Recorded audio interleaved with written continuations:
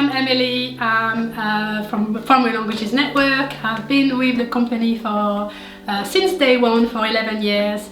I am a French native speaker and I speak English. I speak a little bit of Spanish, and I learned German at school, but I can't speak a word of German because I never really used it. So I first come to England in September 2002. So it means it's nearly 20 years since I've been living in the UK. So my name is Sylvia Brown. I work for Primary Languages as a head of admin. I am originally Czech, and the languages I speak are Česky, Rusky, Polsky, German, English and Spanish. Hola, my name is Irene. I'm originally from Spain and I came to Manchester, England in 2013. So I've been here for nearly 9 years.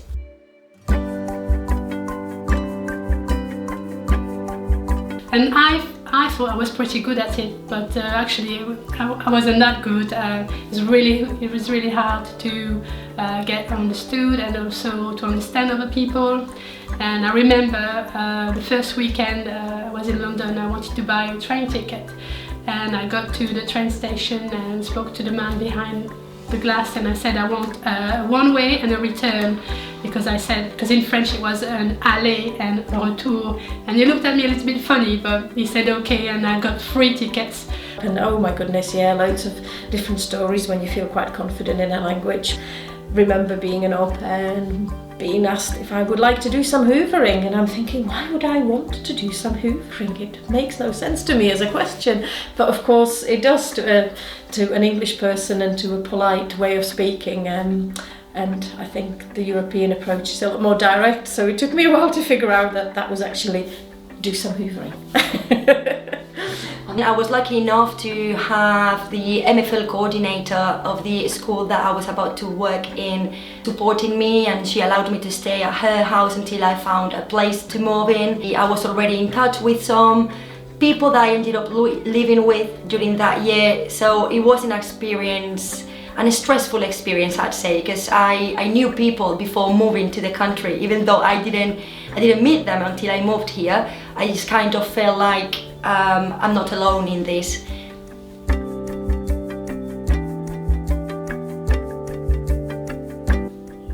I'm forever either the French girl when I'm in the UK, and I'm the English girl when I'm in France. So in terms of identity, it can be a little bit messed up.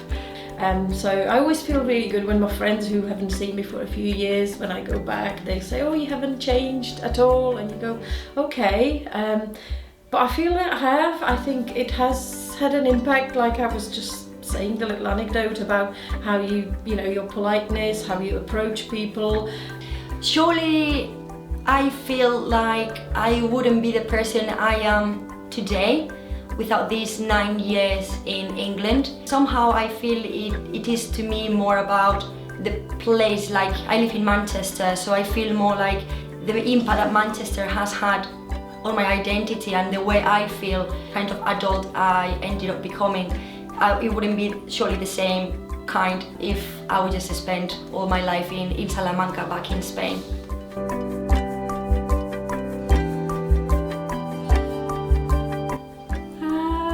Has it changed me? I think I'm a different person. When I speak French and I speak English, there's a different Emily. Maybe even my tone of voice is different. So yeah, so I think it links back to your sense of identity, I think. Yeah, I think it probably has, but I don't know to what degree it's living in England or just growing up and having those sort of adult experiences and standing on your own 2 feet and having a family to look after. Yes, definitely. I feel like the situations that I had to learn by myself, being in a foreign country where the Spanish is not the first language, surely it has changed me in many ways.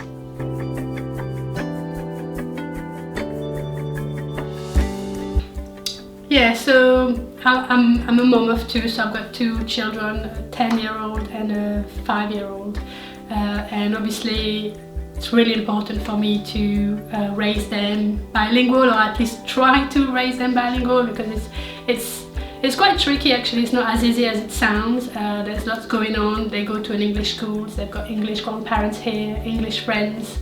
We don't have French friends in the UK. So whenever we go to France, that's like an immersion session, if you like, and it's only really when we're in France that we get to speak, experience the culture, etc.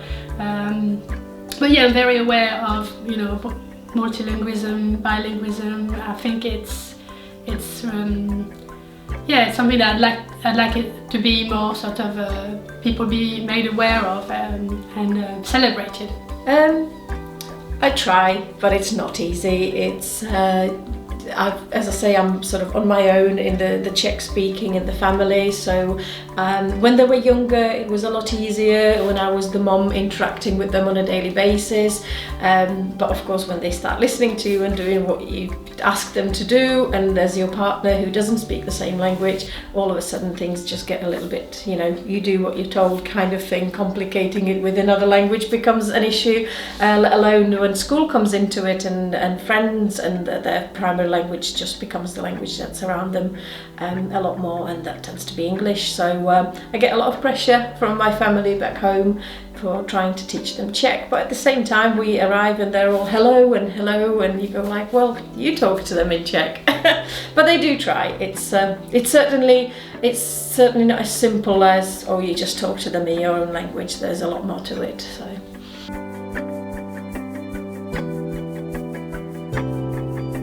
But I love going back, and then I feel I can see the best in both countries. So when I get there, usually it's summertime, so I'm getting, you know, in the summer spirit, and I get to enjoy all the, you know, the late nights and the big dinners and all of these things that we do in France, we do so well. But I like to come back here when it's a bit more quiet, going to the pub, doing all these things that are very British as well. Yeah, I definitely am aware that it's not where I am on the day-to-day basis. I am sort of shyer about certain things. I have less confidence in making certain arrangements or talking to people. But on the other hand, there are sort of things that make me go, well, actually, I like my approach. That is maybe a little bit more English, and I'm just going to kind of live off that. So I don't feel British. But when I'm in Spain, I don't feel Spanish neither, like 100%. It's more like I feel, for the first couple of days, I feel home, and I'm really happy to be there, actually meeting your family, seeing your friends, doing the things that you used to do. But then at the same time, I feel like that's not my real life anymore, because all my adulthood, I have spent it here in England. When I go to Spain, when I've been going to Spain for the last 9 years, that is like all my 20s, it's always been when I've been on holiday. So I don't know what being an adult is in Spain. I don't know what working in Spain is, and the daily life of an adult is in Spain.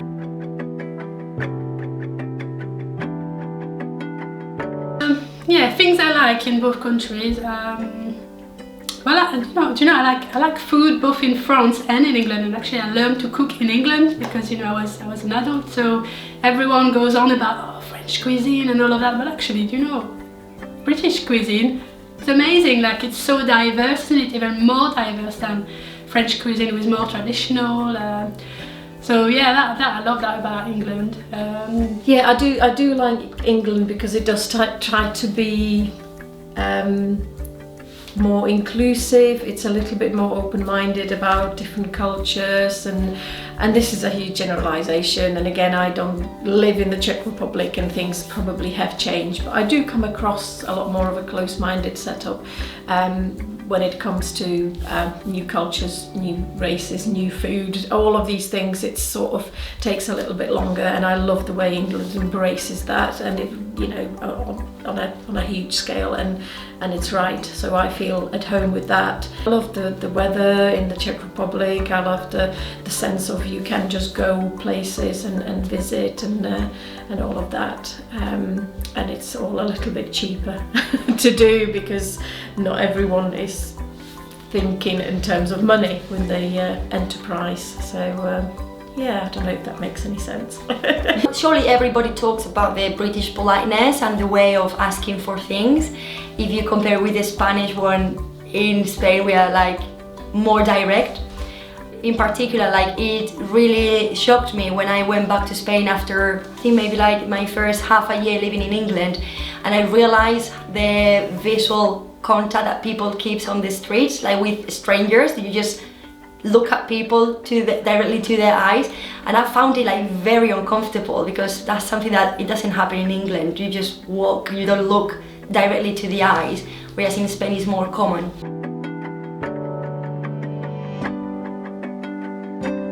Depends, I do both, thinking in French and in English, depends where I am, but I can be in France and think in English, or like speak to myself quietly in English, and I can do the other way around. I think it depends more on what I'm thinking about. I think probably these days I almost 99% think in English. I think there's probably Czech. I don't know that I think about it that much. I do notice myself sometimes doing things like counting in Czech, but I think most of my thinking happens in English these days. I'm pretty happy operating in that language most of the time. Normally, yeah, I think even in the same sentence, my brain just says like a bit in Spanish or a bit in English. The times of the day that I just go in English, especially like if I'm at work, then that day is potentially going to be more English, just because my brain is used to the English. But if I've been speaking with my family, then I will just be thinking in Spanish.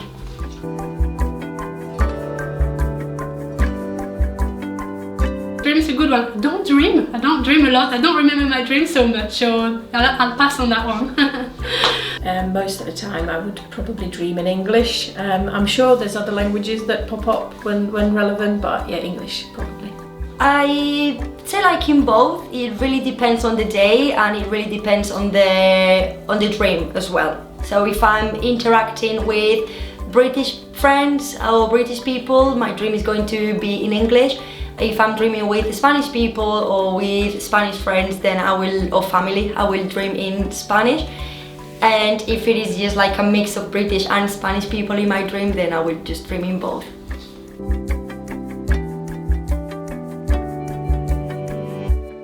Yeah, so if I have to count, I have to just do that in French. Anything that requires quite a lot of brain power, I always have to. I might start to do it in English, and then when I see that I'm having to work a bit too hard, I'll just go back and do it all in French. Oh, that's an interesting one.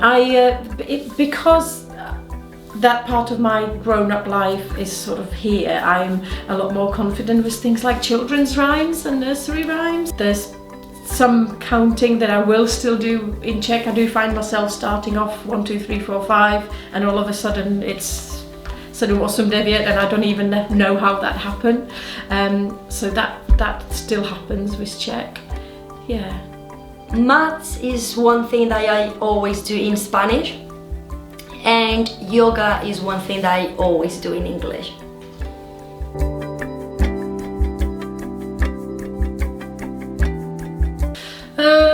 Right, yeah, I guess I am bilingual because I spend my life speaking a different language. For me, I don't know if I consider myself fully bilingual, because I feel like I'm still making lots of mistakes, and I will always make mistakes. I think my accent as well, people can tell straight away that I'm French, so I struggle a little bit to say that I'm bilingual. Yeah, I do consider myself multilingual. I think when you speak more than one language quite well, let alone a few languages that you can actually communicate in, people point it out to you. People go, oh wow, you can do this, and it's always been part of me that I could just pick these things up, and it's something that excites me and something that comes quite naturally. I've never had to work terribly hard at it, so I've been really, really lucky in that way.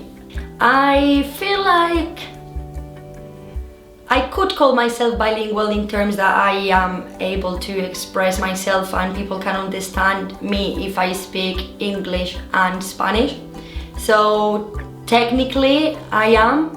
Then we would have to look at all the details about like what is bilingualism.